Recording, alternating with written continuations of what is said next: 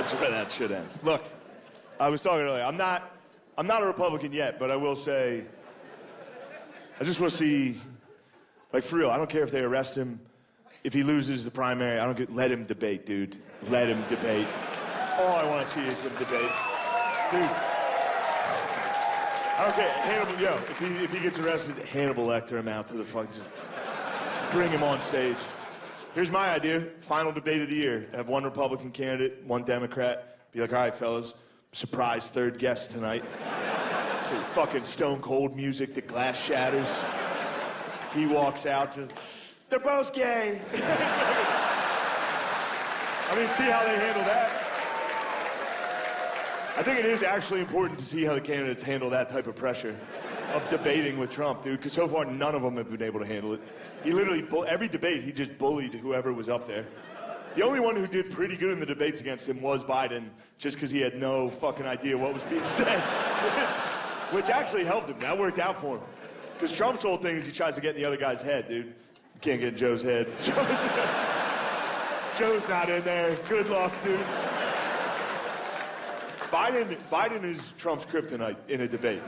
He's literally perfect. You can't beat him. Because Trump tries to drag the other guy into like a shit-talking contest where he will win. He will win at that. He can't get Biden. He tries. Every debate he's trying so hard, and Biden's just... That's it, though. He tries. He just, you're a loser. Your son did crack. And Biden's just, what? Like, damn, dude, that's actually a pretty good comeback. You might win this thing. I miss it. I miss the speeches with Trump. You remember that? We used to get 5 speeches a day when he was in office. Anytime you turn on the TV, that guy was giving another fucking speech. Live, dude. Be in front of a helicopter, calling a lady a lesbian or something. This is gonna be a tough one to defend at work. But I'm gonna. Now it's sad. Now with Biden, we get like one speech every 3 months. And it's hard. He's like falls and shit. It's hard to watch. It's sad. I'm rooting for the guy. Obviously, I want things to go well. But it's hard to watch him do anything. Anytime I watch Biden do anything, I get the same feeling as like, you ever go to a friend's house and they have like a 16-year-old dog and it walks in the room? And you gotta do that whole like, oh, hey, there he is. Just look at him. He's looking great. My favorite thing about Biden is anytime Biden finishes a speech, he transforms into a Roomba. Just...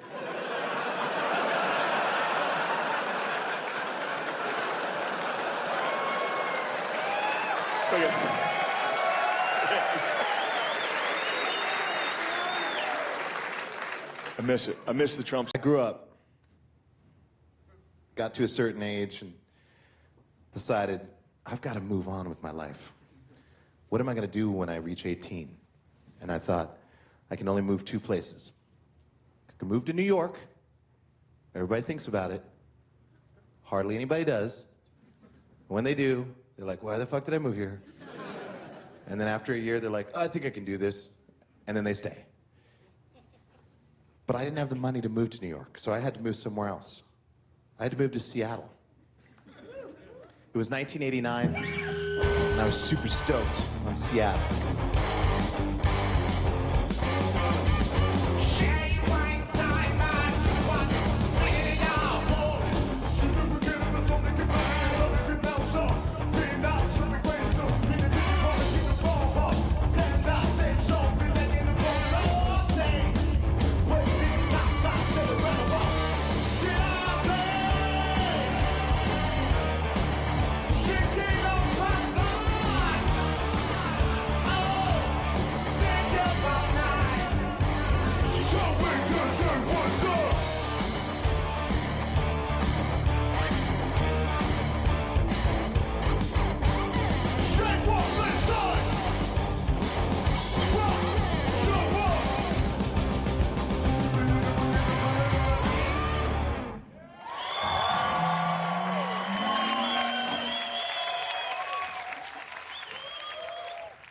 My father taught me about like the great outdoors. You know, he loved like the woods and shit and nature. something, because I still dig it today. You know, I used to love to go, like my father take me fishing and hunting. I like to go hunting with him, but I hated being the dog. No, because my father didn't have no patience. You know what I mean? He just lose his temper. God damn it, chase the rabbit this way. Well, what the fuck you chasing the rabbit back that way? Get your ass in the car, shit. We ain't gonna never eat. Dog, get your ass in the car. You don't know how to chase no goddamn rabbit. But it was something about nature, man, and he taught me about, you be in the woods, and just the sounds you would hear would be so different. You ever notice how quiet you get when you go in the woods? It's almost like you know the gods are there, right? You be quiet. Leaves be crinkling on your feet. Something about nature, right? Just makes you want to shit.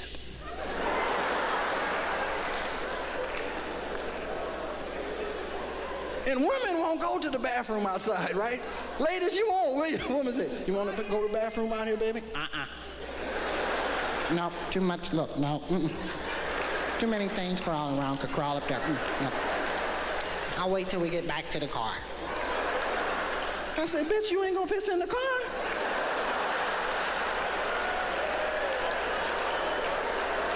You better drop your drawers and piss here.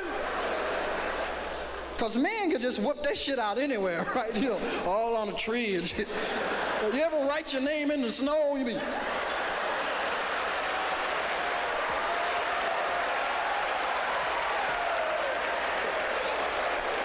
Women still be standing around. I'm not going to do it. I got to go real bad, too. Okay, I'm going to pull my panties down a little bit. Okay? Now, you don't you do nothing. Don't you be funny. Now, if you see something, you let me know. You're not going to do nothing funny, are you? No, baby, go ahead. I ain't going to do that. Go ahead. Okay, just pull it down a little bit.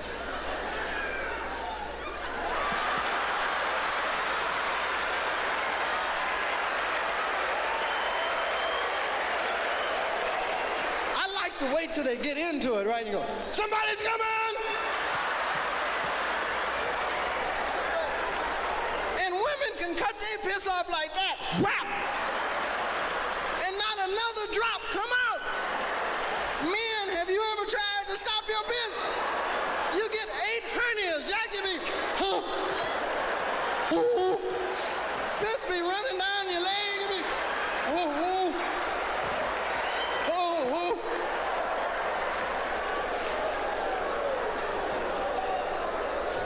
I'm friends with Tommy Lee from Motley Crue. I don't know if he's here, but I don't know. But I'll tell you this story. And the reason why I'm telling you this story is because when In His Elements came out, my special from the Philippines, he calls me. And this is what Tommy says to me. He goes like this. Hey, bro, I just watched In His Elements, and I just want you to know, it's fucking rad.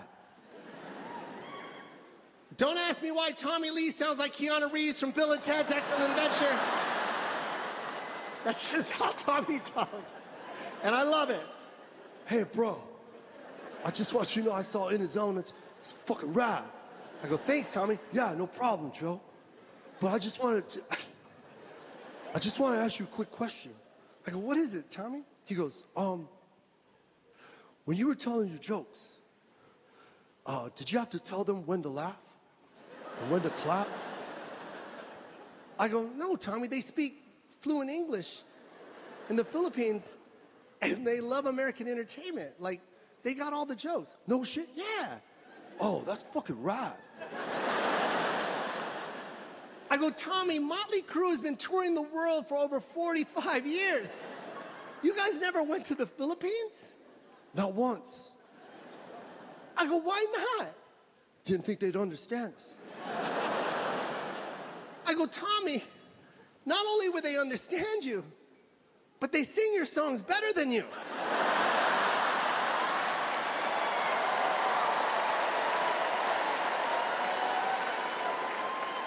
Just ask Journey.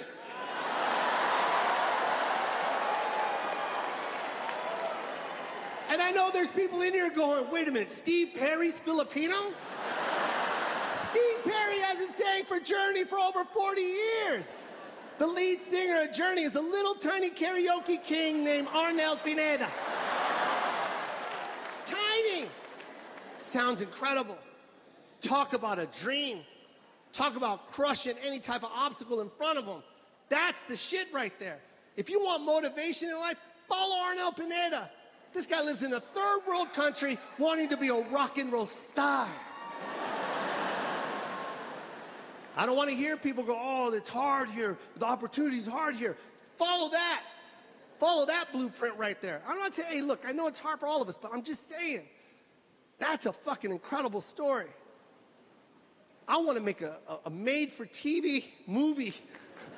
I want to write like a 4-part series and sell it to Netflix, and you better fucking buy it this time. Because I'm going to win an Emmy. I'm going to win an Emmy for it. I'm going to win an Emmy.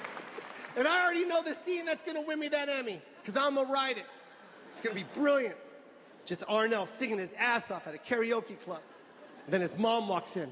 Arnel, what are you doing here? Singing and dancing like that? You should be in nursing school. But mother, I do not want to be a nurse. I want to be a rock and roll star. You cannot be a rock and roll star, you're Filipino. There's nurses in this family, huh? None of us are rock and roll stars, but I am the only one blessed with a beautiful voice. And I want to pursue my dream as a rock and roll star. You cannot be a rock and roll star. You're going to be a nurse like the rest of us in this family. I don't want to be a nurse. You're going to be a nurse. I don't want to be a nurse. You're going to be a nurse. And then his father walks in. Okay, all right. Enough of all this bickering.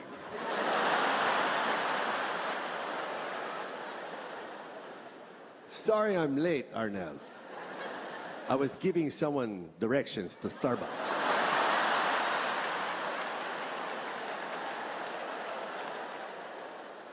Honey, if Arnel wants to be a rock and roll star, my God, let him be a rock and roll star. We have enough nurses in this family. But I'm just concerned for him after I leave this earth. I might have not done my job as a mother because I didn't put or guide my son in the right direction. Now he doesn't have benefits or anything. Stop it, my God. Let him pursue his dream. He has a beautiful voice. And if anything happens to him when we are gone, we have plenty of nurses in this family. So what do you say, honey? Let him pursue his dream. Come on. You're right. Arnel, pursue your dream and be a rock and roll star. Thank you, Mother. Thank you so much. There you have it. Your mother and I are giving you our blessings. Now, Arnel, pursue your dream. Thank you, Father. You're welcome, son. Now get up on that stage and show us what you got. I will, Father. Arnel. Yes, Father. Arnel, just promise me one thing when you pursue your dream. What is it, Father? Don't stop believing.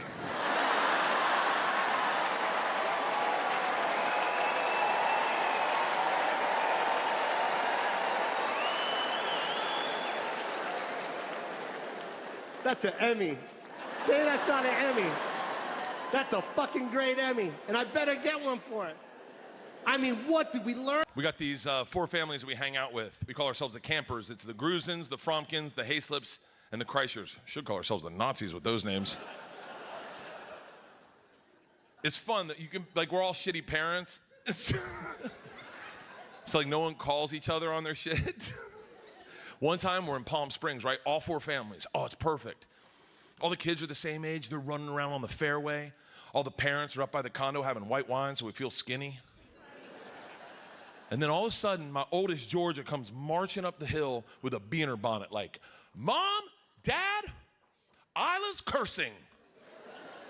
And you can see my wife's had a couple glasses of wine. She's like, oh. I go, don't worry. I'll parent this. I go, hey, Georgia, how about not being such a fucking snitch?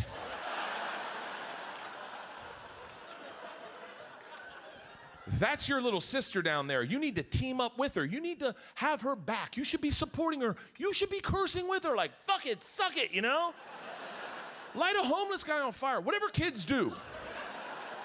She looks at all the parents like, no one's gonna stop this horrible parenting right now? But my wife's had 2 glasses of wine, and she's like, yeah, take the stick out of your ass, bitch. And Georgia looks at all of us like, okay, I guess I'm sorry? I apologize, I just thought you guys want to know she's saying the N-word. And we're like, holy shit. All of us are like, hold on. And I get in front of him like, hold on, maybe she's singing it. She's probably just singing it. Like, you can sing it. You totally can. If you buy the album, you can definitely sing it. I mean, you can't sing it if you're doing yard work, like, oh, I'm the hardest working, you know what I mean?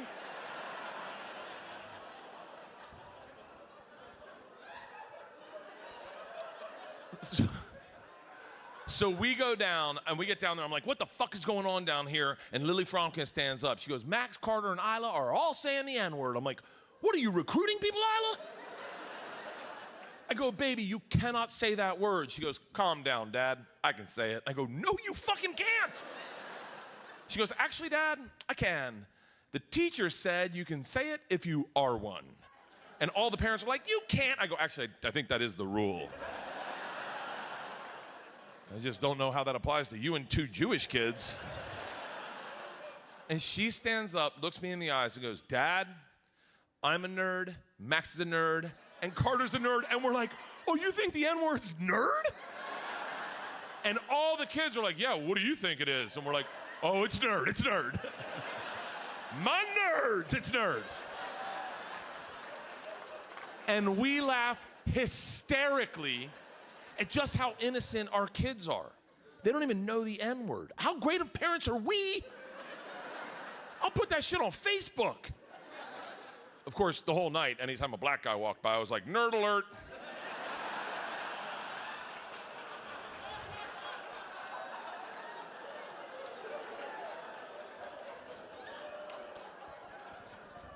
The next day, we're in the lazy river. Me, Eric Cruz, and Stephen Fromkin. And we're floating behind these moms that are, you know, a little younger and hotter than our wives. Just letting them know the tiger still got claws.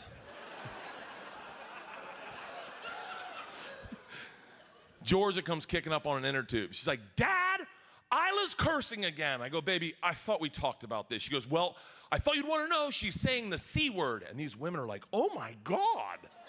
I go, hold on, ladies, we've been through this. Georgia, what's the C word? She's like, cunt. Nailed it. That is definitely the C word. Hadn't changed, has it, ladies? Woo! That'll wake you up, huh? I was laughing so hard, I couldn't parent the situation. And we're in a lazy river. These ladies have to keep up with us. So by the time we get to Isla, who's still saying it at the top of her lungs, like she's auditioning for a Guy Ritchie movie. Let's try another line. Like she just worked with Chelsea Handler. Anyway. She's not on Netflix anymore. We're fine. By the time we get to Isla, who's still saying it at the top of her lungs, I'm like, yo, Isla, you gotta stop saying that word. She's like, why? I go, it's a horrible word. She goes, what's it mean? I go, you don't even know what it means? She's like, no, I just heard someone say it, and it's a fun word to say. Me, Eric, and Steven are like, you got that right. She goes, Dad, what's it mean? I'm like, whew, well, let's go ask Eric's wife. She's one, she'll tell you. She is too, I swear to God. She is, don't worry, I cleared this with her. Oh, second I said that, Eric's like, if you're gonna tell that on stage, I would definitely run that by Lynn. And so that night at dinner, I tell the story, and then I say, Lynn, I want to tell it on stage, but the end of it, Lynn Gruzin's her name if you want to Google her. I go, the end of it, I call you the C word. Would that bother you? She's like, no, why would it? And everyone at the table's like, oh. She goes, it's a joke, right? And I was like, yeah. Yeah, it's a joke. I leaned over her husband, I was like, I feel like the kid from The Sixth Sense. She doesn't know, does she? Here's the amazing part about that night is we got into a conversation with our wives, and my wife said that the C word is the N word for women. And I was like, you're wrong. I go, slut's the N word for women. She goes, no, don't tell me what my N word is. It's C word. I go, so you're telling me you'd rather be called a slut than a cunt? And she went, yeah. She goes, because I know I'm not a slut. And I was like, okay. Then by your math, you definitely are a cunt. And I learned a very valuable lesson that night. If you call your wife a cunt in public, no matter how hard she tries to stop it, she immediately becomes one. She was like, what did you just call me? I was like, it's happening right now. Do you guys see this? Everyone sees this, right? This is happening. But here's the disconnect, is that men find that sexy. Like, men definitely find, every man in here is like, oh, I'm with a little hint of cunt. I think it's hot. There's nothing sexier as a man than to watch your chick flex her cunt when you're not in the crosshairs, if you know what I mean. Like when a contractor talks down to her because she's a woman. You wouldn't know anything about that, ma'am. And you're like, oh, bro, you just summoned the cunt. This isn't like Candyman, you just got to say it once. Oye, mira, ven acá, por favor. El canto aquí, ahora. Mira, mira. Canto, canto, canto, canto. Canto, canto, canto, canto. Speeches. Trump gave what I think was probably one of the greatest speeches of world leaders given. You know, it's got to be up there with like Churchill, Gettysburg Address.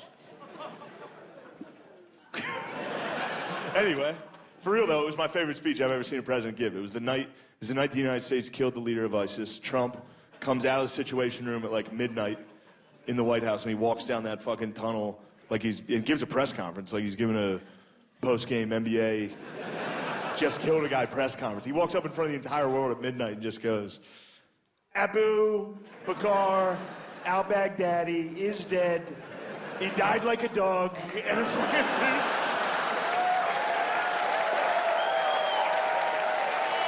That's all him, dude. I didn't change one word of that. That's what he opened with. And then he did 40 minutes. The speech is 40 minutes. For no reason. It wasn't a prepared speech. He freestyled 40 straight.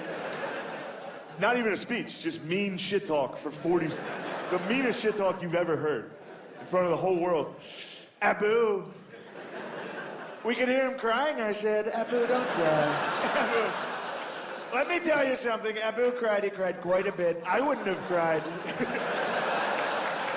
Crybaby Baghdadi. That's what we were all calling it. Look. I love everything about that speech. I love it. I love thinking about Trump in the Situation Room, surrounded by generals watching watching special forces, watching those cocksucking Navy SEALs. If I was in there, I'd be like, get out of there, Abu, run. They're great lovers. Don't let them get you. They got him. They're making him squirt. No! No! How can you do this?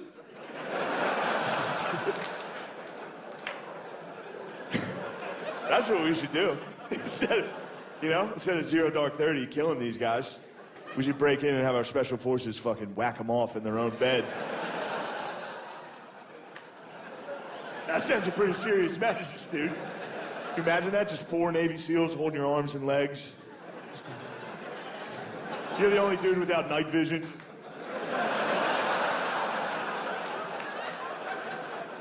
No!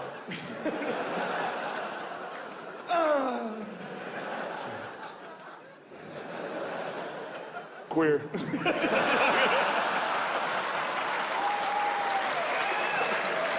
fly away on a helicopter. You just got jerked off in your own bed. You fucking jerked me off! You make me do cum!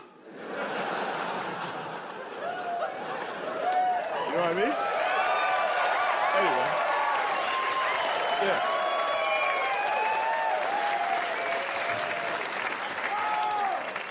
I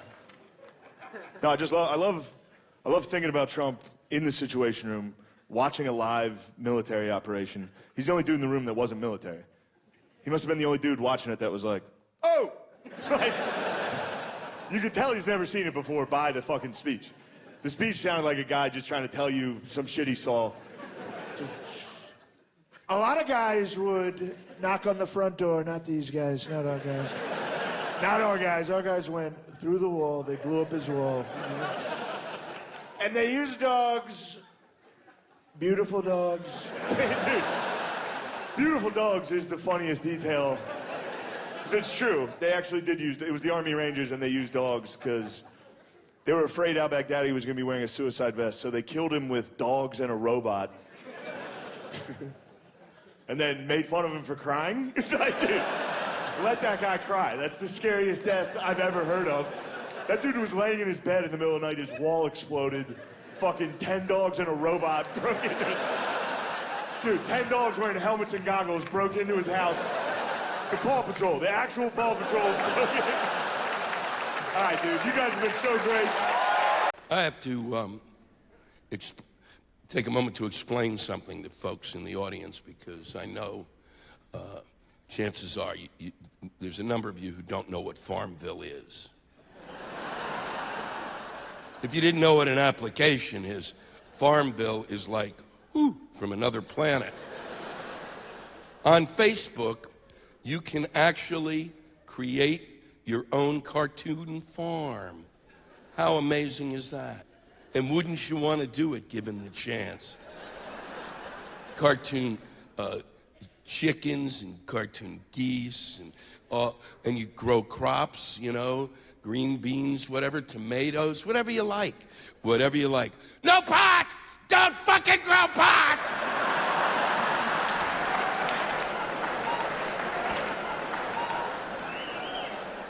You have a little farm and a little farmhouse and a barn and everything, and it's quite wonderful. And I didn't even know about it until a friend of mine sent me a couple of cartoon ducks. I said, what the fuck is this about? Can I eat them? So people do this because really, everybody's always dreamed of having a fake farm. And I want you to remember to breathe as I make the next statement. There are people who make a living, and I know one, by helping people who have a farm on Farmville. They take care of it because these people don't have time to do it themselves.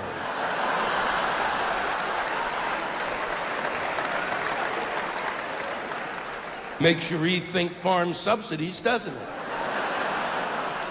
I don't like telling folks what to do with their discretionary income, but occasionally you have to be the adult and say, no! I don't think you know what you're doing here. You're having another human being tend to an imaginary farm. You're having them take care of something that's inside your head.